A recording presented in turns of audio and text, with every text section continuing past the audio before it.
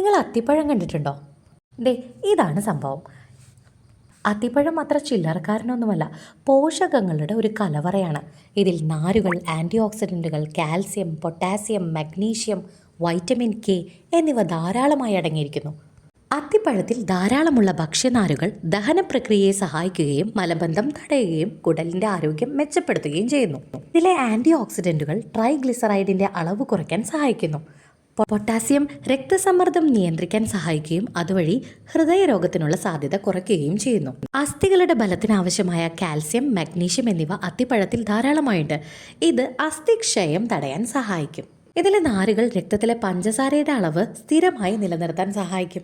Iron അടങ്ങിയിട്ടുള്ളതിനാൽ വിളർച്ച അഥവാ anaemia ഇല്ലാതാക്കാൻ ഇത് നല്ലതാണ്. ഇതിൽ അടങ്ങിയിട്ടുള്ള പോഷകങ്ങൾ മൊത്തത്തിലുള്ള ആരോഗ്യം നിലനിർത്താനും രോഗപ്രതിരോധ ശേഷി കൂട്ടാനും നല്ലതാണ്.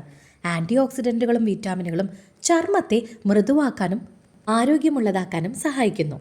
സാധാരണയായി 2-3 ഉണങ്ങിയ അത്തിപ്പഴം രാത്രി വെള്ളത്തിൽ കുതിർത്ത ശേഷം രാവിലെ വെറും വയറ്റിൽ കഴിക്കുന്നത് നല്ലതാണ്.